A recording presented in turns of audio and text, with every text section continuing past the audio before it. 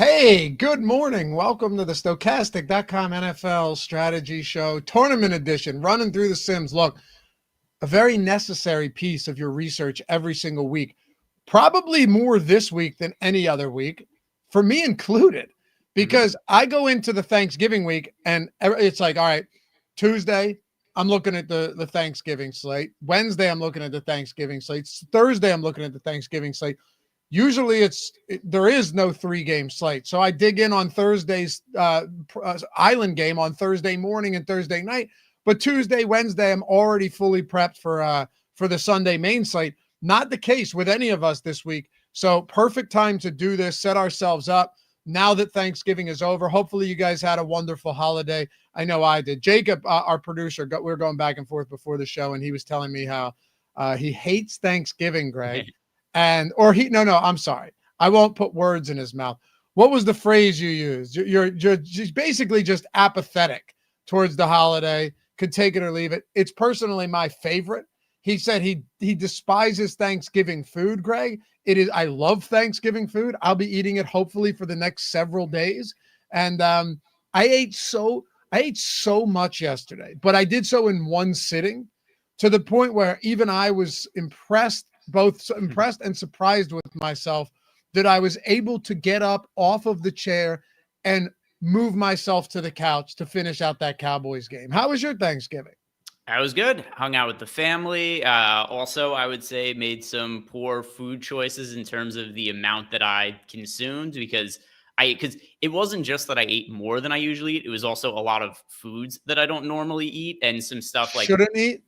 Yeah, for sure. So ate a bunch, and then I went and took some bong hits, and then decided to eat a ton more later also. So, feeling it this morning, definitely feeling lethargic, but also same boat as you, where I've been looking primarily at the Thursday football games, which the Sims crushed for yesterday, and haven't done as much look into the main slate as we normally would for this show. So I'm really interested to see what shows up in the Sims. Me too. Going to be a lot of cheap quarterbacks, I'll tell you that much.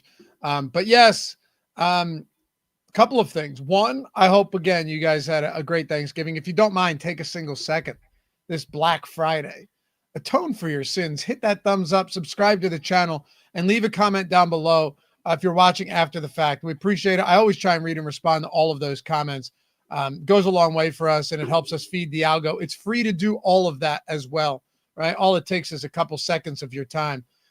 I hope you had a great holiday and you don't suffer extreme gastric distress this morning. I don't think anyone's going to escape that, especially if you were having some drinks. See, my go-to, Greg, is I make sure, people like to drink. I know you're not a drinker, but people like to drink a lot on Wednesday night going into it. I've made that mistake before. I don't do it anymore. I can't be hungover on Thursday because then I'll eat Thanksgiving dinner and I'll fall asleep on my brother-in-law's couch and look like I have bigger problems than just, a lot of food in my stomach. But after you eat all of that food, I'm watching everyone going and grab beers. I said, you guys are making a terrible mistake. You've got a belly full of food to begin with, like heavy food. Drinking beers, you're not going to feel it. You're not going to catch a buzz from it. It's just going to fill you up even worse. So I convinced everyone that we just start doing shots of Jack. So that's what happened. But a reasonable way to do it. It actually is. I mean, if you think about efficiency, and putting yourself in a good spot, that's the way to do it. But it's not like I didn't get banged up at all last night. I'm a responsible adult now with 2 children. We have to change our ways eventually. Two things though. One, is it even responsible or is it just forced? Where it's just like, there are consequences to this. I'm going to have to deal with an infant a few hours from now. Therefore, I just can't. I would argue that there is no notable distinction between forced and responsible. It's the exact same thing. I'm being responsible because I know what lies ahead of me the next morning and that night. That is responsibility right there. It is understanding consequences and preventing them through your actions. Is it not? Yes, in general, I think you're right. But yeah. I also think there's a part of it where you only recognize the responsibility because I'm going to assume, I could be wrong, that you've made the mistake and you've gone too far once or twice, and you just go, you know what? I would like to keep doing this, but I just can't. Definitely. And that's why I've become responsible. Look, if I tied one on last night and woke up today with no kids, would it have been irresponsible? You could argue that my show performance may have been lackluster, but overall it wouldn't have affected all that much. So anyway, two other things. Housekeeping. One, yes, the Sims crushed yesterday. We're going to get to these super chats and everybody in chat as well. It's the first time I can remember, like on a Thanksgiving slate, that I haven't been out of it early on. Eric said weirdest part of Thanksgiving was there was no who the F is that guy that ruined the slate. Exactly. There wasn't. Yeah. There wasn't. There were some guys that could have hurt you on that Detroit team, but they were the top dogs that just didn't perform. Ran the Sims, and they were fantastic. You almost binked everything yesterday. Needed one more Tyreek Hill reception. Yep. But Matt Eberflus is the Goblin of the year, potentially the Goblin of the century. It's one of the worst coaching decisions I've ever seen in my life. Here's what's crazy about it. Did you see his press conference afterwards? I did. No, we were already over at my in-law. Or maybe if you'd read about it online or whatever. So after the game, when he's doing the interview, first, all of the players, when they're being asked, like Keenan Allen was asked about the team's performance, said, as the players, we did enough. But he was kind of hinting. He was like, the players did enough to win, but somebody else on the team, it may have presented issues, kind of hinting at Eberflus. And then Eberflus does his press conference, and they ask him about the final play, and he says, no regrets. That's exactly how he wanted it to play out. The plays just didn't go their way. He was like, no, we managed it perfectly. This is what how he thought it should have been done, which that's the part of it that was totally, and even more insane than what happened was him in hindsight going back and go, no, that's what we wanted to do. It just didn't work out. That's insane. What, you wanted to make sure you had no time left on the clock and throw a ball not even to the end zone? It's insane. Anyway, Ben and I do Goblin of the Week every Tuesday, and we do Goblin of the Week presented by a coach. You know, it's been Brandon Staley. It's been Nathaniel Hackett, and they hold that honor throughout the entire year, Greg, right?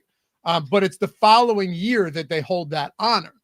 So next year, it's going to have to be Goblin of the Week presented by Matt Eberflus. So he locked that one up yesterday, unless something changes dramatically over the remaining 7 or so weeks of the season. Anyway, let's get into it here. Shout out to Wally Ball's $150 super chat, Greg. Morning fellas, took down the 3 GPPs the last 3 days in 3 different sports and 2 5-figure scores. Sub to Sims full access 1 week ago after doing some individual sports. Best tools and YouTube shows in the business. Thanks. That is awesome. Happy Thanksgiving, man. $150 super chat. 3 tournaments, 3 different sports in the matter of 3 days, Greg. You can't draw up the dream any better than that. No, shout out to Wally, and also another day yesterday where just a ton of winning screenshots sent to us, and it's been the case. It was for showdowns yesterday for the main slate, and then we've also been seeing that for NBA for the last couple of weeks as well. So lots of people winning a lot of money, and it's awesome to see. Do we have a Black Friday sale going on right now? Possibly 50% off any package, core or max, for the month? We absolutely do. 50% off first payment. Link down below in the YouTube description box. Promo code Black Friday, 50% off any single sport core or max subscription. So if you guys want to check out our NFL core or max package, 50% off. You want to sign up for an NBA package, 50% off. You want to try out MMA, PGA, any other sport, whichever ones you choose to sign up for, use the link down below. Check out with that promo code Black Friday and get yourself 50% off. Proof is in the pudding, friends. Use the link, use Black Friday at checkout, 50% off any core or max package. That's week or month, correct? Correct. Yeah, whichever one you choose, either week or month, whichever your preference is. Yeah, I mean, you can't beat it. The proof's in the pudding, I'm telling you. Wally Ball's talking about the tools. Not only that, Stokastic Avatar took down the Millie yesterday as well. Mm-hmm. Yep, we had a Millie Maker winner yesterday, and then, of course, people like Wally, and, yeah, just wins everywhere. So, look, you're going to make better lineups. I've always struggled with these short slates with Thanksgiving, and even I had a good day on Thanksgiving, just straight using the tools, using the Sims. only played single entry or 3-max type stuff and just handpicked every lineup out, built it out with a contest generator, ran it percentage to first the way I wanted, made a couple small adjustments, and boom, we had a good day. Link down there. Click the link, choose the package you want, use 50%, or you get 50% off that first payment. That's a huge discount with Black Friday at checkout, all one word. And let's dive into the Sims for week 12. What is it? Week 13? This is 13, right? Yeah. For week 13. All right. Fun slate. I will bury the lead for a moment here. And I have not done a ton, dug in a ton to this slate yet because we had Thanksgiving. But Greg, the amount of discounted quarterbacks this week compared to the amount of great spend up options at running back and wide receiver, I'm telling you right now, guys, we haven't seen this all season. To this degree, we haven't seen it all year. Yeah, and then I mean also something else is this is only 10 games on the main slate, is that correct? Yep. Yeah, because you have 3 yesterday, you have a Black Friday, you have a Sunday night and a Monday night. So that's what, 6 games right there. So there's no bye weeks ever on Thanksgiving week, but 6 games that aren't on the main. Yeah, that'll also make it for an interesting slate. I like when the main slates are 10 games as opposed to like 13 or 12 or whatever. I like there being a little bit of reduced options. Yeah, I love it. But we're going to see some of that. Let's dive into it. Take a look at some of these builds. Out of the gate, once again, you are seeing some 2 tight end spots here. A lot of this is because, and I knew this would be the case, right? Just like at my first glance, is that you're going to see a lot of lineups, Greg, that force a pay up at running back, potentially multiple pay ups, north of 6K, we'll say, so mid-range and higher. You're going to see a lot of lineups that have that same build, also 2 expensive wide receivers. And I think that's just going to funnel us to a decent amount of 2 cheap tight ends in good spots who are discounted that show up with good value with a cheap quarterback. But if you look at some of these lineups, look at some of these builds, here's what you're going to notice. Not all of them, but a lot of them. A lot of them actually are going to have one of those 2 tight ends with the cheap quarterback as well, right? So like you're going to see, I think, a decent amount of Mac Jones, Hunter Henry lineups. You're going to see a decent amount of Sam Darnold, TJ Hawkinson lineups. Those type of spots, I think, in some way are going to stand out this week. The number 1 lineup right there is CJ Stroud and Dalton Schultz. So I think that's one way to open up salary, but also get the correlation with the stack and then build expensive at running back and wide receiver. Yeah, for sure. Makes sense. And then I wouldn't say that there's one tight end option who I'm like, oh, that's the guy that I need to have. Maybe there will be somebody who shows up a ton in the Sims and that'll be interesting. But there are a lot of good, cheap tight ends this week. The only pay-up option that really stands out to me at first glance is Trey McBride, who's becoming more and more involved in the Cardinals offense again. He's a relatively good pay-up option, $5,800. But then in this 4K range, you've got Evan Ingram. You've got Dallas Goedert, who's really cheap from some of the time that he missed. And now I expect that he's going to be back in full. And then you also have the chance that Devonta Smith, we don't know if he's going to be in or out come Sunday. He just returned to practice in a limited way with the hamstring issue. So you've got him in the 4K range, Ingram in the 4K range, Cade Otton in the 4K range, TJ Hawkinson, he's getting back up to speed. He's in the 4K range. Hunter Henry's in the 4K range, and he's been pretty involved in the Patriots offense. Drake May is looking good. So tight end, it's once again, it's not one guy who I feel like I need to load up on, but there's a lot of guys I do want exposure to. Definitely. And man, that Colts team is going to be interesting right now. I don't know if you've seen the injuries with these guys, but I mean, you've got a very serious injury situation here. And for the first time, feels like all season, it's not Michael Pittman. Josh Downs seems unlikely to play, number 1. Okay. So it seems like you're not going to have Downs this week. And Pittman's good, but Alec Pierce still hasn't practiced. Today, that we're doing this Friday, if you're watching after the fact, maybe, Saturday or even Friday night, you're not watching live. Alec Pierce still hasn't practiced, so we'll see what his Friday participation looks like. And this may seem irrelevant, but it's not. Ashton Doolin is also on the injury report, Greg. So we don't know if he's going to practice either, right? Or if he's going to play either, which clearly means that a guy like Adonai Mitchell would be, at 3,900, a priority play against this New England defense.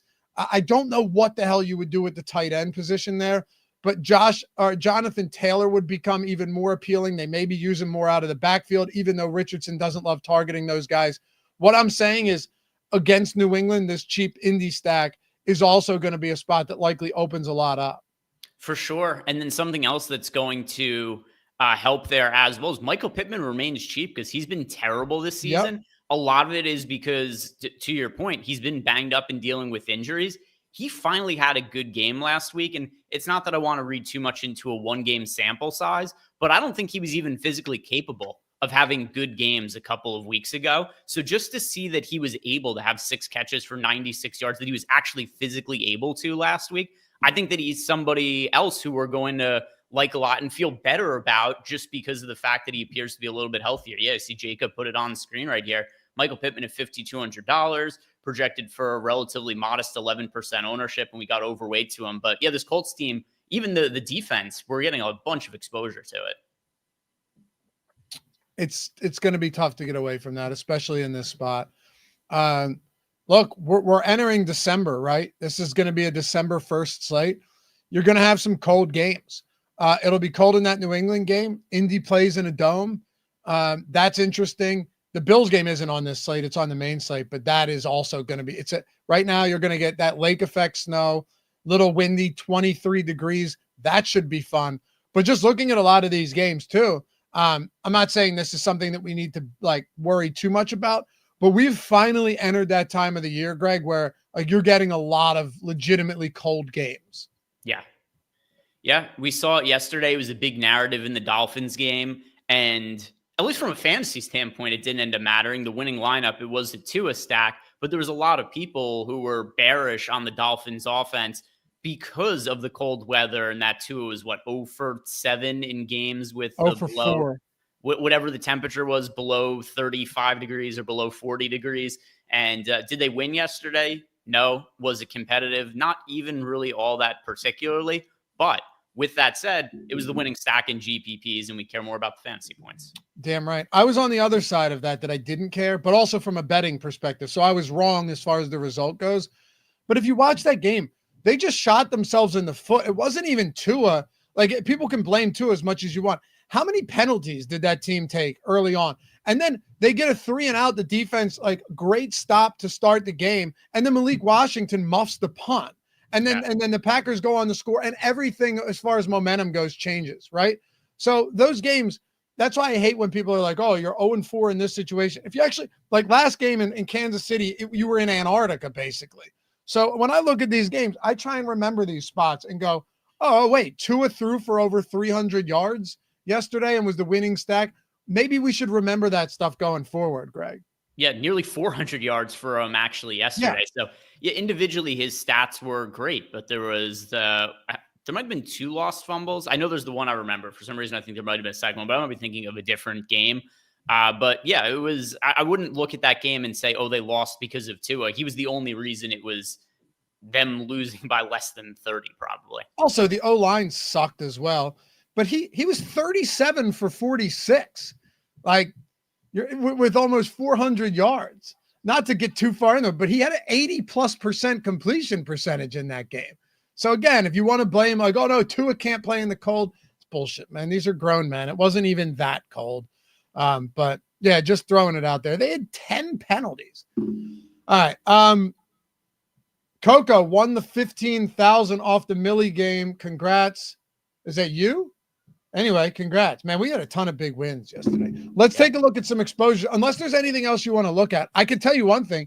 Can you scroll, Jacob? Just hit us with the slow scroll, the slow reveal. I'm sure you're seeing it too, Greg, but how about way less QB +3?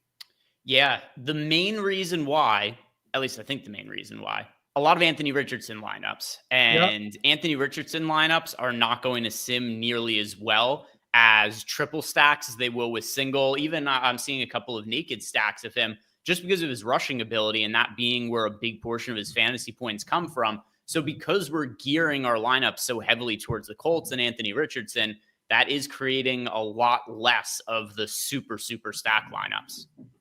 Let's take a look at exposures. Like I said, we are definitely going to have some cheap quarterbacks this week, and I think we should for sure.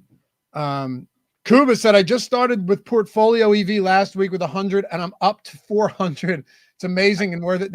Have you seen, not to derail this further, but have you seen the portfolio EV comments coming in on this? David said, got the EV tool 2 days ago. I'm up 1,200 with a little research on my end and the tool's suggestions. I made 800 the first night, 1,200 the second. Hopefully today is as good as well. Amazing, man. And by the way, don't get bogged down in the day-to-day. Look at it over a larger scale because you'll always have some days that aren't great. I've seen people give up before they have. I remember last year in March, I had like 5 days where I lost like $4,000 total and then went on a run where it was like the next week was up 10 or something. Like it's just, it ebbs and flows, but the positives far outweigh it. That's awesome. David said it only cost me 25 with the promo this month. Hell yeah. Crab Pit said, that's what made me pull the trigger. Actually, my wife kind of made me get it. That's awesome. Anyway, just this is really cool stuff that I'm seeing here. I love seeing this because I think people are starting to see the effects of a tool like this. Yeah. And it's a different way to sports bet, right? It's kind of our proprietary sort of idea that we came up with. So it's something that people weren't aware of it at the start of the season because it hadn't existed before. So now slowly more and more people are figuring out about it. And you see it on social too. Like it's part of the general sports betting conversation. We see a lot of people tagging us and saying they've had success with it. And it's starting to pick up some steam now. And it's really cool to see. How about CG? What's up, brother? Portfolio EVs, unreal. Started my MGM account with 25. I'm up to 370. Slowly increasing my bet amount as I win more. Yeah. Links in the description. You're getting 75% off your first month, by the way. Click that link. Use thanks. This disappears very shortly after, this holiday's over. Use thanks at checkout with that link in the description, or Jacob can throw it in the chat. 75% off your first month. That's $25 for the entirety of the month. We had a question. Do I need a big bankroll to start? No. Greg's doing a bankroll bidder. He started with $100. He's up to almost $450 within the first month or 5 weeks. What's that? 500. It's at a 4. So we started at 100, and it's not like I'm posting every bet that's in the tool. I just take like a random sample of some of them and throw them onto Twitter. And so start with $100, track every single day, post all of the bets, track all of it, post all that as well. And starting with $100, just using recommended bets from the portfolio V and the recommended bet sizes, the $100 a month later is now $491. Hell yeah, baby. It works. It works. Thanks is the promo at checkout, link down there. And watch all the tutorials in the Discord on YouTube. Hit us up if you have questions. We want you guys to figure this out immediately and not be like, oh, why isn't it working? Because look at the chat. It works. All right. Quarterback exposure, stack exposures. Just go ahead and do this, Jacob. Just hit us with the 1. So Richardson, Levis, hit us with the 2. Darnold, Richardson. So a lot of Richardson +1, which makes sense given that he's a mobile quarterback. He probably runs a lot this week. And QB +3, it looks like we're not getting much at all, right? Yeah, look at that. So you nailed it from what you said earlier. But also, I'm not shocked to see a few Stafford +3. My guess is that would be like Puka and also Cooper Kupp and maybe one of those kind of tertiary options in the passing game. I doubt you're fitting Kyron into that same lineup. Sam Darnold makes sense. Jefferson, Addison, Hawkinson, or something like that. And then Stroud does as well, since I know we're getting some Dalton Schultz, Nico Collins, maybe some Tank Dell. But a lot of Anthony Richardson, QB +1. And how about the Will Levis? It's probably Will Levis plus Calvin Ridley in a lot of these spots against Greg, a Commanders defense and team that we're beginning to see. I don't want to say unravel, but Ben's been calling this for weeks, maybe months now, that they're definitely coming back down to earth. And then also just one more thing on the QB triple stacks. This is, 10 out of our top 150 lineups are triple stacks, a very, very small percentage. Fistula Poop says, Greg, please post on your Blue Sky, I think he means, account. Some of us don't F with Twitter. So I don't have Blue Sky. I don't intend on getting Blue Sky, but I believe you have an account. Yeah, so I got invited to Blue Sky when it was first live. The problem, if more people go there and it starts to have engagements, I could consider it. The problem is I only have so much time over the course of the day. And right now, I get a lot of engagements, I get a lot of signups, and I raise a lot of awareness for our betting tools on Twitter just by doing the bankroll stuff. The problem is I don't think it would be worth my time on Blue Sky because there just aren't enough users there right now. Are there any? Can you do me a favor, Jacob? Go to just quarterback. So click out a stack exposure and go to quarterback. I'll be honest, Greg. I'm not. If I ended up with 30% Richardson on Sunday, I don't think I'd even do anything to change it. No, I mean, there's massive, massive upside in him as a fantasy option. And there's a wide range of, it's kind of similar to the conversations that you and I have had about Caleb Williams when he shows up in the Sims. It's the same conversation we had on Wednesday when you and I were using the single lineup Sims and building lineups. When it comes to some of these younger QBs like Anthony Richardson, Caleb Williams, there are individual games you watch them, or hell, even yesterday, Caleb Williams looked bad in the first half, and then he looked like a future MVP candidate in the second half. Right, and ended up almost winning all of the tournaments had Tua not had that late game surge. So you get some of these young QBs who are really inconsistent, but they're very, very talented. At times, they put it all together. Other times, they don't. So there are games this year where Anthony Richardson, or going back to last year, where you watch Anthony Richardson, you go, oh my God, this guy is going to be a future superstar in the league. And then there's other games you watch him play and you go, oh my God, this guy shouldn't ever be a quarterback who starts at any point. But because you have that upside and because of how fantasy friendly his game is, the ceiling is absurd because he's going to have games where he plays up to his potential. Some games he doesn't. He's pulling some ownership here, 10%, which makes him by the way, the crazy ownership on Justin Herbert. Justin Herbert, 25% owned. So you got actual concerning ownership on Justin Herbert, but 10% is fine on Richardson. I really like taking chances on him in GPPs. That's crazy on Herbert. I'm a big Herbert fan. I'm a big Jim Harbaugh and Chargers fan. But looking at some of the other guys who are similarly priced, I'd rather have I'm not talking because you're playing a lot of lineups, but Will Levis is 5K flat against Washington. The funny thing about Levis is he actually, has a ceiling. He can find ways to completely ruin games. There's no doubt about it. But Will Levis, I shouldn't say he has a high ceiling, right? Because I'm not going to pretend that he does. But what I'm saying, though, is at $5,000, could you get 20 from Levis? You could. Like you could get 20 from Levis. At this price point. He's been right around there the last 3 weeks. Chargers, he had 19. Last week, he had 18 against Houston. Minnesota, 17. He's at 5K against Washington. He's good enough. Maybe they need to throw more. And then Calvin Ridley's just kind of been one of those guys who, early in the season, it was dreadful. Absolutely terrible. But he's come on lately, and he's 5,700. So I'm not really opposed to any of this, be it Levis, Richardson. Darnold's got the spot against Arizona. I think all of these guys are viable. CJ Stroud's down to 6,400. That team doesn't look right now, Greg, and we've kind of talked about that a lot lately. They don't look right. And CJ Stroud looks like more of a rookie this year than he did last year. For sure, like without question. And they've struggled to protect him as well.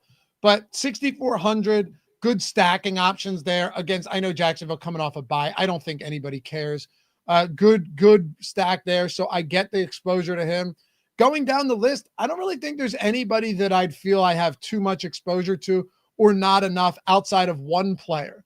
And I'll tell you who he is, but I think it's going to be tough to get there, but not as tough as usual. So now I'm just going all over the place, right? Have you seen that there is, and this is a very minority contingent, but there are Texans fans who are asking for Deshaun Watson to come back now because of CJ Stroud struggles this year. I mean, that's just, it's just idiotic, but that's what you get, man. That's what you get. That's insane. It's got to be a very small contingent of people. Yeah, it's just a vocal group of people. So I just see it on Twitter. The vocal minority ends up making changes that nobody actually wants.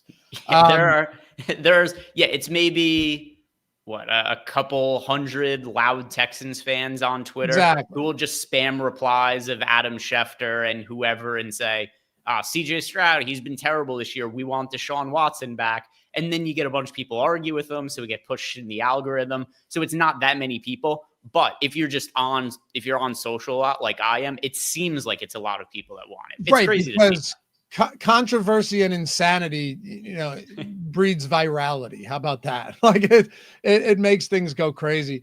But no, that's insane. It's a good spot for him. There is one guy though, Jalen Hurts in a pass funnel spot against the Ravens. And let me tell you why. Have you seen what DraftKings did with Devonta Smith's price? Let's see. I have not. I'm checking it right now. He is finally playable again if he plays. And it actually makes it not impossible to double stack Hurts. It would be tough, and you're going to have to make some type of concessions elsewhere.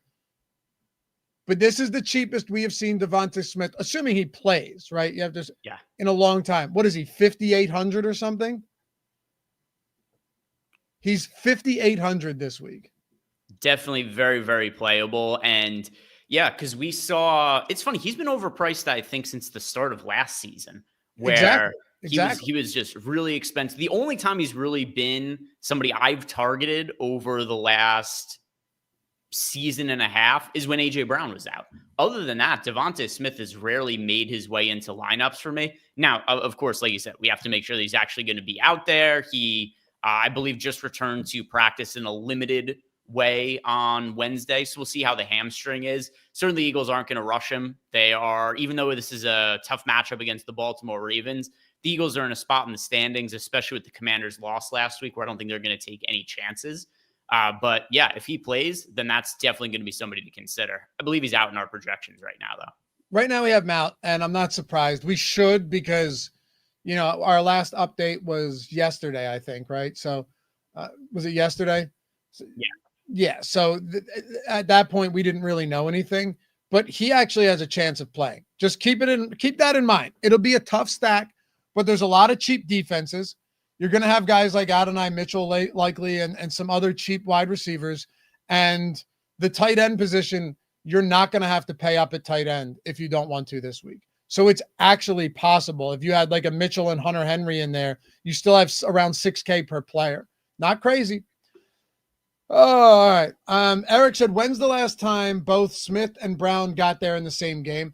It's a hard question to answer because Greg said it. Smith has been up in that high 6 to low 7 range for so long that that's not really a question that you could answer. But it's also a pass funnel defense that's good at stopping the run. Barkley might just run all over him because he's insane right now. But if he doesn't, and they resort to the pass, and they have a good pass blocking unit, which is one of the best in the league, this would not be the game to shock me at 5,800. Another part of it that makes it hard to answer is both Smith and AJ Brown have missed time this year. Right. So off the top of my head, I don't know how many games they even played together this year. 4, 5. I don't remember the exact number, but it's not very many. Ultimately, when you're playing these double stacks, it's not every week that you're going to have those two guys go off at the same time. Anyway, all I'm saying is that you never can do this stack otherwise. So like if there were a week where you wanted to do it, this is a week where you actually can do it. There has been no other week this season where you could, even if they were both active, play, an $8,000 AJ Brown with a near $8,000 Hurts and then plug in a $7,000 Devonta Smith. It just wasn't doable. Yeah. And I'm looking at both their game logs this year. But once again, the issue is the big Devonta Smith games. AJ Brown hasn't been in them and vice versa. Like AJ Brown last week, 6 catches for 109 yards and a touchdown, but Smith didn't play. And then you also have the games. All right. So against Jacksonville, Devonta Smith has 4 catches for 87 yards and a touchdown. And I think AJ Brown got hurt during that game. So it's just hard to find games where they both played or they both played the game to completion. Yeah, Brown got hurt before that, but yeah, still in the game, a prior game to that. But exactly, it's they've been all over the map this year. Take a look at running backs. Let's see what the pay up options are this week.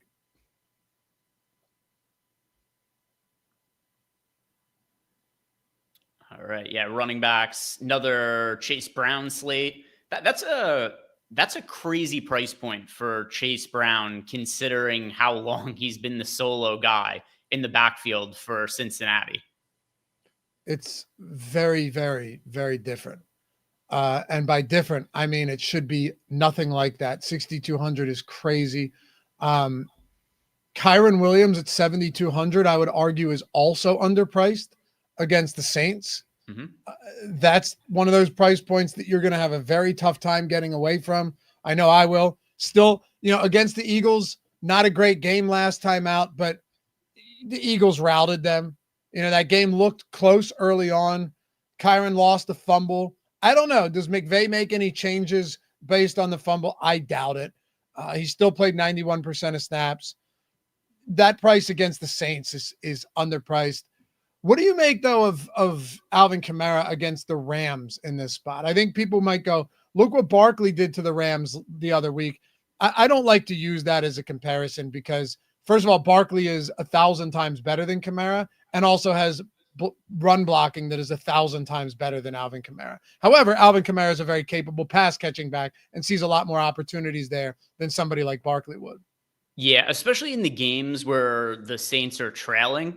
We've seen as many as 11 targets this year for Alvin Kamara. The game against the Chargers, they lose 26-8, and they don't take him off the field. He's not even healthy this year. There was a point in time where he was playing with, I think they said it was broken ribs, a broken hand, or something like that. And they still have him playing in garbage time. He's tough as shit. He doesn't ask to come out of the game or anything like that. But yeah, you have a game against the Chargers. They lose 26-8. He gets 11 targets while also adding 10 carries for 67 yards. And overall for the year, 73 targets for Alvin Kamara. So last week, he was only targeted 4 times, which is a super low number for him. But they won the game 35-14. So he was more involved in the run game. And then as far as his upside running the football against the Panthers, he had 29 carries for 155 yards and was still targeted 9 times in that game as well. So for somebody like Kamara, the matchup somewhat becomes irrelevant, as does the game script, because if they're ahead, he's going to be running the ball out. If they're behind, which is probably even better for him anyway, then he's going to be catching passes. But his workload is kind of unmatched in the league right now. It is. So it's really tough to get away from somebody like him. As much as I don't like it, I truly, every time I play Alvin Kamara, I hate playing guys where it's like, yes, obviously getting there on volume is not a bad thing. Like it's, knowing that the volume is going to be there, but the lack of efficiency on this offense has sucked. People asking questions about, or actually not even asking questions. It was Ali saying, I love Gus Edwards here personally. Mark Smith said Kamani Vidal season. Yeah, I know he's cheap, but I really would like to not get any Gus Edwards in this spot. Now you look at it 2 ways. You can't use last week as to gauge exactly what we expect to see this week or even close. 2 reasons. 1, Vidal wasn't active. Hassan Haskins was. No one expected J.K. Dobbins to get hurt. That's significant. My guess is Kamani Vidal is absolutely active and absolutely used in this game. Snap count, Hassan Haskins was out there more than Gus Edwards. They were playing from behind. You don't want to use Gus Edwards in pass catching situations, but do you really want to use Haskins in those situations either? I don't know. Ultimately, this reeks to me of a game because it's a 1-point spread on the road in Atlanta coming off of a bye. This reeks of the type of game where everyone gets opportunities and Gus Edwards has like 13 for 45. And if he doesn't score, you have 4 or 5 fantasy points. Yeah, you had Vidal. Almost all of his fantasy points for the entire season have come on the first touch of his career. He had a 38-yard touchdown reception the very first time he ever touched the football. He's done nothing since then. 49 total receiving yards for the year. Well, he's been inactive because Gus Edwards came back. But even when he's played, he's been because he's played in 4 games this year, and it's gone poorly for him. He's averaging 2.4 yards per carry, and he's got 49 receiving yards total when the first touch he ever had was a 38-yard touchdown reception. I would love for Vidal to be the guy just based on I have a bunch of exposure to him in best ball, and those are going to be heading into the playoffs soon. So coming into the year, I thought there was going to be an opportunity for him, especially because of the health issues of J.K. Dobbins. I don't know what to make of the Chargers backfield, though. It's hard for me to believe one individual guy is going to be the go-to. I prefer Gus Edwards to the other options, but this isn't a typical, starting guy is $4,300 or the backup's $4,300 starting in place of the starter. Therefore, we have to jam this guy. I don't feel quite that way about Gus Edwards. If I had to roster one, I'd prefer him to Haskins or to Vidal, but I don't think I'm going to have a mass amount of exposure to any of these guys unless we get a report that says Gus Edwards is going to be the workhorse or something like that. That's how he's a true decimal back. If he's not scoring, you're getting exactly what his rushing yards are, right? If he has 55 rushing yards, you're getting 5.5 fantasy points. That's why we call them decimal backs. I like Bejan a lot this week, though, man. Like, coming off of a bye, he's been so good, and he's super involved in the passing game. We saw last week that the Chargers defense is, they're still good, but this is what we've been saying. They're probably above average. They're nowhere as good as we thought, or as people may have thought they were when they were facing all that bad competition. The Ravens came in and walked all over them. But somebody like Bejan, I don't care, coming off a game in Denver, tough spot. Now he's coming off a bye.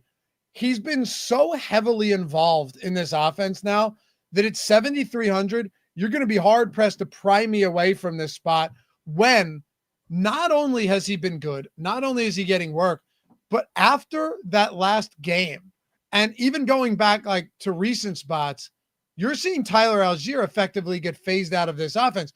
How much of that was last week or last game because they were playing from behind? Definitely a lot. I don't think he only plays 4 snaps. But at the same time, like, Bijan's playing 70+% of snaps. He's 7,300 as a 1-point home favorite in a dome. It's just a great spot. Yeah. And I agree with you too. It was nice to see Algier less involved just because, and I don't even think Algier is terrible or anything like that. He's been really efficient running the football the last couple of years, this year especially. But Bijan's definitely the more talented of the two. And it's really annoying to have those slates where you roster Bejan and DFS. And it's like, oh, cool. Bejan averaged 6 yards per carry on 14 touches, but you also got 14 touches out of Tyler Algier, and Algier happened to get the goal line touches. So if we could get some of the Algier touches out of our lives, then yeah, Bijan's going to look better, and it's easier to feel confident in him. Look at his workload, though. So going back to week 7, I'll go total looks. So attempts plus targets, 26, 20, 26, 24, and then 16 against the Broncos. But that was straight garbage time. Like, they threw Jace McClellan in there for 20 and almost a quarter of the snaps because the game was over. He's getting a legitimate bell cow workload. I love that spot. Did you go back to Chuba this week? I don't think so. I know that he's been really good for an extended period of time for fantasy now, but he's expensive. The matchup is not, it's not a terrible matchup or anything against the Tampa Bay Buccaneers, but I do think that Brooks is slowly going to start to get a little bit more involved. I don't understand the Brooks thing at all this year. It's been very bizarre to me because they don't shut him down for the year, but they bring him, well, don't bring him back. They have him active for the first time last week to have him carry the ball twice. I just don't understand the Jonathan Brooks experiment to this point, but I do think at a certain point, you're going to see Chuba Hubbard get a little bit less of a workload. Me too. I also just don't love it at that price in this spot. It's a divisional spot. You know, they're big dogs. Maybe he's fine. He's proven me wrong a lot this year, but I just have a tough time prioritizing it. Same thing with Brian Robinson. We don't even know if him or Eckler play. Eckler probably doesn't.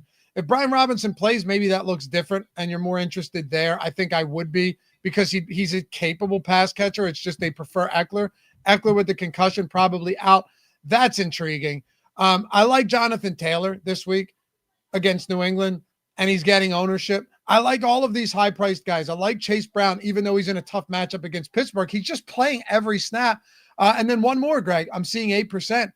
How do you not have interest in Bucky Irving with the volume he's getting and the efficiency that he's been adding to this team against Carolina as a 6-point road favorite? He's going to be more popular than 11% come Sunday. I don't think he's going to be crazy chalk on the slate or anything like that, but a couple things in his favor. Good matchup, pretty favorable price point of $5,800. And then also, we just see this time and time again. He was in GPP winning lineups last week. Whoever wins the slate before in NFL, they're always just getting an artificial bump. So he probably ends up coming in close to 20% owned. You think? Yeah. Wow. Yeah, okay. Yeah. I'll if I scroll through chat, I'll bet there's people who have mentioned Bucky Irving or want to play Bucky Irving. Well, just one. I just did a search. Only Veto Power mentioned him. Yeah, he's going to be somebody who, and I'm not even saying people are wrong for this, but this is going to be where the public wants to play Bucky Irving in this spot. It's possible. He's good though. I mean, this guy's good. So I wouldn't be surprised if he just keeps getting more work. Breece Hall, 6% of him, no issues there against Seattle. Scroll down a little bit, Jacob. Is there anyone else that stands out? I think Kenneth Walker against that terrible Jets run defense is perfectly fine. This is pretty much, this looks okay. You know, no Barkley in this spot. He's going to be tough to get to this week, Greg. Yeah. But I wonder if he's higher owned than we think, just because the public's going to pile in on a guy that's been so good and is now like leading all of the conversation. I'm not saying he's leading the MVP race, but he's leading all of the conversation for the MVP race lately. Yeah. So if we sort, Jacob, can you sort by the pool ownership? All right. So some of that Bijan Robinson and Alvin Kamara ownership, it is going to go to Saquon Barkley. There's no Kamara's not going to be 30% owned. No chance. No. Barkley's got to get some of that for sure. Yeah. Barkley, and I'm not saying Barkley's going to be chalk or anything, just because of what his price point is, but he's going to be a lot more popular than initially projected, and it's going to come away directly from Alvin Kamara. The fact that Barkley has 36 plus DK points in 5 of 11 games this year is just insane. It is insane. He's going to be tough to get to, though. Let's take a look at wide receivers here. Okay, Ridley, Jefferson, Mitchell. Now it's kind of all coming into focus, isn't it, Greg? It's a couple of these cheap receivers with cheap quarterbacks, because we're not expecting Downs to play. I don't know if Pierce or Ashton Dolan play. They could be really gutted in the passing game. And we saw Adonai Mitchell get really involved when Pittman was out last time, even though I think it was Joe Flacco. Doesn't even matter. So, yeah, you're seeing a few of these cheap options. You're seeing pay up mostly at running back outside of Chase, but even he's 6,200. Some cheap wide receivers, not a ton of QB +3 because you've got some mobility in these quarterbacks. And this is what we're getting at wide receiver. By the way, I ran a 5,000 contest pool, and I ran it lower payout to first, trying to hone in on some of the like spy and single entry stuff, the mid-stake stuff. I got a lot more AJ Brown than we're getting right now. Yeah. And once again, that's a really difficult one to know what to do with, just because we don't know the status of Devonta Smith. So if AJ Brown ends up playing without Devonta Smith, I do think he ends up showing up in more lineups come Sunday, especially as more value opens up. But then if Devonta Smith is active, AJ Brown's hardly going to show up.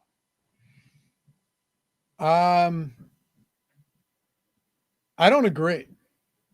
I'm not saying in your lineups. I'm just saying in the Sims. If you don't make any changes and Devonta Smith plays, because then AJ Brown's projection is going to go down. If he's showing up in 15% of lineups when we're presuming that Devonta Smith is out, it's hard to imagine that he's going to be in a significant amount of lineups to me, because 15% as is isn't that much. That's true. Their total, actually, I'll flip and agree with you on that. I thought their implied total was higher. It's 24 points. That's not actually that high. So yeah, when you distribute some of that to Smith, Brown would come down. I'd probably hit the manual boost on AJ Brown in some spots to get some of them. He's too good. Everyone talks about Barkley, who's amazing, but Brown is absolutely dominant. And we've seen what, I don't want to say he's a similar player, the same archetype, but guys like Jamar Chase, what they can do to this team.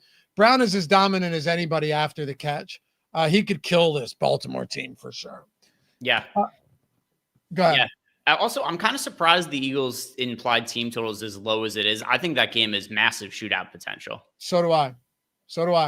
I honestly thought it was going to be like close to 30 and 27. Granted, that would be a massive, massive total, and you're just not seeing those implied totals, especially with it being cold in Baltimore. And both of these teams on the whole having good defenses, but that has real shootout potential for sure. Yeah. Are you surprised that the total in that game is it's probably still around 50, right? Let's see. The total is 50 and a half. Okay, 50 and a half.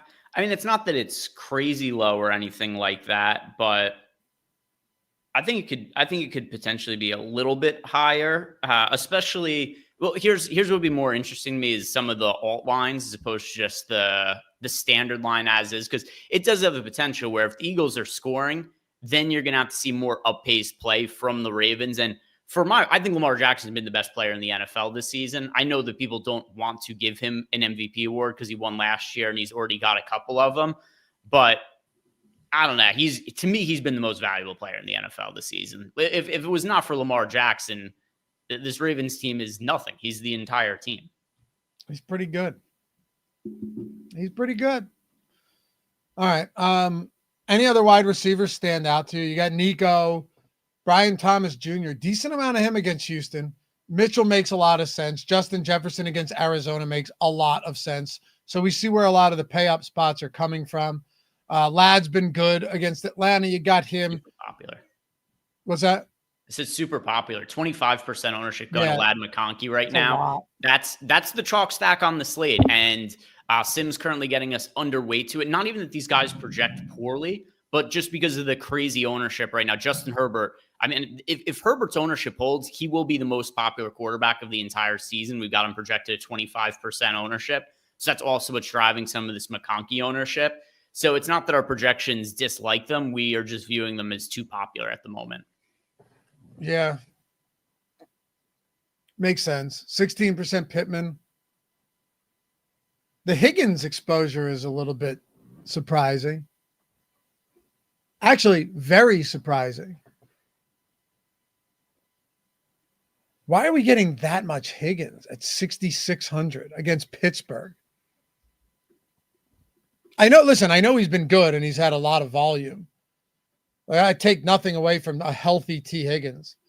A little bit surprised by that, though. Maybe not looking at the volume, though, especially now that he is healthy. I mean, this workload is crazy. His last 5 games, 13, 8, 7, 14, and 10 targets. It's a lot. Yeah, it's a lot. Tough matchup, too, though.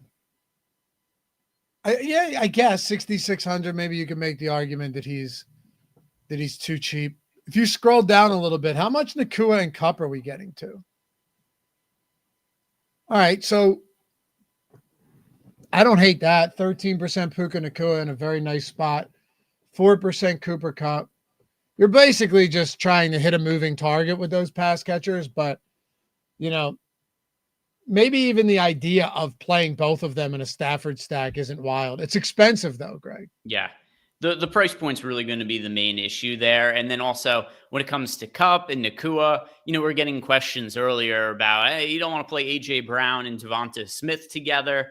Well, just because of the price point, it's hard to play Puka Nakua and Cooper Kupp together. So then you're kind of choosing one or the other. And then from there, it's kind of a dice roll. Well, generally, one of them at each slate is going to play well, but it's a real roll of the dice who's going to be the guy on a week-to-week basis. So if you get an idea of this. If you were to stack Stafford and Kupp together with, Stafford, Nakua, and Kupp, it's not much different. It's not much different than Brown, Devonta Smith, and Jalen Hurts. I think it probably saves you around $1,000 or so, but it's not super different because Stafford's cheap, but Nakua and Kupp are both mid 7K. Let's take a look at tight ends here. And by the way, guys, for those of you that missed it, the Black Friday sale is ongoing. It ends soon. For both Stokastic, you want to get the Sims, Core or Max, 50% off your first payment, a week or a month. Massive discount, 50% off. Use the link in the description. You'll see it right there. So if you go down and you see Stokastic NFL, click that, select the package. When you check out, use code Black Friday, all one word. If you missed it earlier, scroll up and look at the comments from the results from guys that literally used this promo on Tuesday or Wednesday or Thursday morning for Thanksgiving and had massive days. Volleyball super chat has $150, took down 3 tournaments in the last 3 days. The Millie Maker winner yesterday had the Stokastic avatar. Like I said, we don't need to say much outside of check out the Hall of Fame handle over on Twitter. Check out the people, the true testimonials in chat. We want you to have access to these tools, and we want you to win. And the best way to do it, jump in now, 50% off your first payment with promo code Black Friday. Just use that link. And if you want to get in on the Portfolio Easy EV side of OddsShopper, we can't say enough good things about this because we have seen the results. Greg, myself, everyone in chat. The chat was flooded with the Portfolio EV results at the beginning of this show. It's music to my ears, man. And the coolest thing about betting is, like, when you win, it doesn't mean I lose, right? Like, we can all win together when it comes to betting. Portfolio EV, it's the best betting system out there. I hate to call it a system, but for those of you who are unfamiliar with it, it's a market-based process where we're just simply finding sharp sports books, calculating the true odds, devigging these lines, and beating up on the books who aren't posting the right lines. Use the mass entry tool to just put in a ton of bets all at once. 30-minute commitment a day you can get. I had 180 bets on Wednesday. Mm-hmm. Use the link down there for OddsShopper. You'll see Portfolio EV. Where is it? It should be down there. Is it? Oh, there it is. Yeah. Sign up for Portfolio EV, 75% off. Use the promo code THANKS. That'll get you your first month for $25, and you'll be way on your way to crushing. Just make sure to check out the tutorials, ask Greg and myself questions, and we're happy to answer you. Anything to add on those? Because I know these are going away soon. Just take advantage while it's still here. If you have any questions, hit me up on Twitter. My DMs are open. And any questions you have about how to use any of the tools, just ask me and I'll be able to answer them. And then also, like Lofty said, we've got the mass entry tool. So people have said to me, what do you do when you get limited? It's going to happen. You're inevitably going to get limited if you're a profitable sports bettor. The alternative to not getting limited is just not winning. You're going to deal with limits, but the way that you could overcome those limits, and what's great about the Portfolio V tool is the amount of bets that get recommended, particularly on big days, like Lofty said, Wednesday, where there's a bunch of NBA games, there's NHL games. You could have days where you place 200 to 300 bets. And because of the mass entry tool, it doesn't take all that much time to enter those bets. Because that is what I think has been a fair question people ask is, you get limited. What do you do? How do you still profit? Well, you just keep placing the bets. But then people say, well, is that a big time commitment then? Not really, because it takes 30 seconds to place all the bets with the mass entry tool. So all those questions, I think we've got solutions for them. I am strictly limited, heavily limited on DraftKings. You and I basically have the same limits on DraftKings from us talking. You're talking about anywhere from like $11 to $20. So usually once in a while, if it's closer to tip, you get it up to 30 or so. I'm heavily limited on DraftKings. I have 68 bets on DraftKings and over $2,000 in volume. It's 11 o'clock in the morning. Does that tell you all you need to know? It's 11 a.m. and I have almost 70 bets. So I'm just keep firing with the mass entry tool. Anyway, let's go. Tight ends before we wrap this up. Ingram, Goddard, McBride, Hawkinson, Otten. So 5 of our top 6 exposed tight ends are in that 4K range this week. Yeah, and I'm surprised that we're getting this much of Ingram, just because I do think there's so many good tight end options that I think it's reasonable to be a little bit more balanced at the tight end spot. Lots of double tight end lineups, which I don't have an issue with this week because we were talking right at the top of the show how many good tight ends there are. Trey McBride, Dallas Goedert, Evan Ingram, TJ Hawkinson, now that he is getting fully back up to speed. Cade Otton, Hunter Henry, Zach Ertz. He's also been fairly solid this year with Washington, which has really helped with Jaden Daniels playing way better than expected this season. There are a lot of really, really good tight end plays. Lots of good tight end plays. Taysom Hill, 3%. People were talking. You want to talk about ownership? We have Taysom Hill projected for 4% ownership. I'd be shocked if that's not higher. I don't know about you. I very rarely end up playing Taysom Hill. There's clearly a ceiling there, but I don't even know. He's so touchdown dependent. He's very, very difficult to predict. Yeah, there's a lot of coach speak happening right now, though. And there's a new coach in New Orleans. I think it makes a difference. This guy's coming off a game where he had 188 yards from scrimmage on 7 rushing attempts and 8 receptions on 10 targets. Okay. He had 3 rushing touchdowns. He can also throw the football. I would be shocked if Taysom Hill is 4% on. Absolutely shocked. Yeah. I'm curious what, I'm just going to check FanDuel. What are the props on Taysom Hill, if any? He just seems impossible to. Oh yeah, we could look that up. While you do, Rance said twice a year Taysom game. Good spot though. Well, so Rance, look, I hear you, and I usually, like Greg, never get any Taysom Hill, especially if you're talking $5,000. But this is a different coach, a different team. There is no more Michael Thomas, right? And then there's no more Chris Olave, who's on the IR. Like, this is the things that start to really make things get ugly, where they have to do things different. Rashid Shaheed is also out for the season. They don't actually have anyone outside of Alvin Kamara. So it's not only is it not apples to apples, there's no comparison there at all from Taysom Hill, even earlier this season to where he is now. The highest priced receiver on this team is Marquez Valdez-Scantling, who lived on the practice squad just 2 weeks back at 4,500. It's MVS, it's Cedric Wilson, it's Mason Tipton. Like, this is who they have. Kevin Austin Jr. are the players that they have. So, yeah, I mean, if you were to look at Taysom Hill and say, I think this guy is going to get more involved because who else do they have? And he can produce across the board. You know what? I would not have a single argument to push back on that. I can't find props for him. I'll tell you right now. What, last week? You want his route? I'm looking. Okay, so we've got 20 here. So there's 2 props up for him. His receiving. Oh, you said props. I thought you said routes. Sorry. Oh, no. Sorry. Props. I was looking for his props because I'm so unsure what to do with them. I'm curious what sportsbooks have done. His receiving yardage prop is over under 24.5. His rushing yardage prop is over under 33.5. So say it again. Receiving yard prop over under 24.5. Rushing yard prop over under 33.5. Okay, and what's his receptions prop? Nothing listed. Okay. So what, what is it, like 55 yards or something there? But yeah,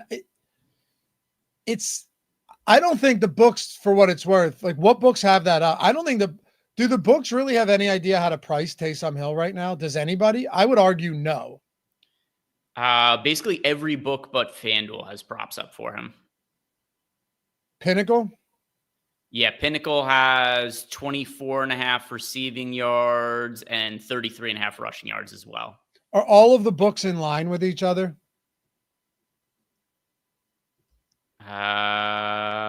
Yes. Yeah, every book is listed the same exact rushing and oh no, the only one that's different, every single book is the same exact rushing yards prop. Every book is the same receiving yards prop, but Caesars is 26.5 instead of 24.5. Okay.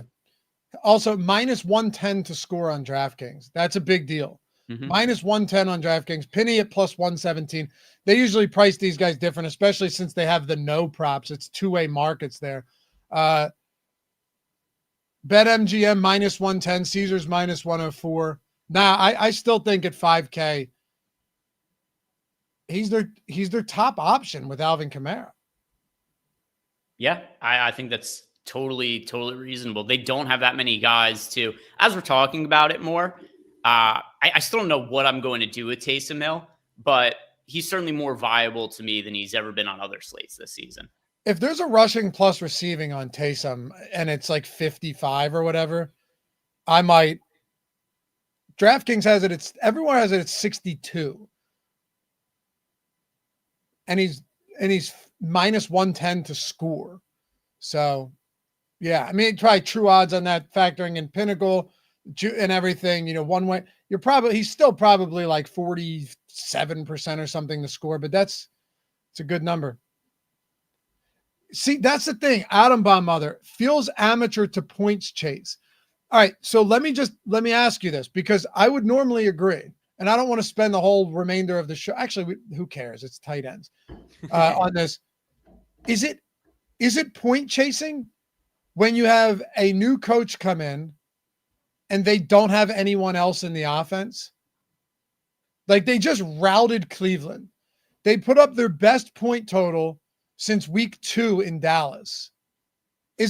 I don't know if it's point chasing at 5K, Greg, when this guy can do 3 different things, and legitimately Marquez Valdez-Scantling is their highest priced and most involved wide receiver right now. It's the same reason why Kamara gets such insane work each week. They just don't have guys to give the football to. Yeah. I don't know, man. I don't know. We'll see. But you're talking about Mason Tipton and Marquez Valdez-Scantling leading this team in snaps. That's just gross. All right. Anybody else you want to talk about here? No, I think we've gone through everything just as per usual. If you guys have done it, like the video, subscribe to the channel, and be on the lookout for the Adam Schefter updates that come in late Saturday night. One thing that I have seen from a lot of new people signing up for the Sims is asking when projections will be finalized for the Sunday slate. And the answer is really leading up to Lock on Sunday, because players do get ruled out leading up to the game. So that's the reason why there's no way for us to have projections finalized on, say, a Thursday or a Friday, because stuff changes. Yeah, absolutely. And we'll have all of that on Sunday. One more thing. If you want the ultimate pivot, let's say Taysom gets steamed. Foster Moreau's played 80+% of snaps every week and is actually getting some involvement. He might not play. So we'll see. We might not have any Foster Moreau. He might play. I don't know. Jawan Johnson's healthy. It's a mess in New Orleans, but Taysom Hill with that workload last week, we'd be remiss not to at least take a little bit of a deep dive. Plus, Greg, we didn't have any time to do that on Wednesday's show because we did the Thanksgiving slate. We didn't have the first look show for the main slate. So hopefully this was helpful for you guys. Was for me.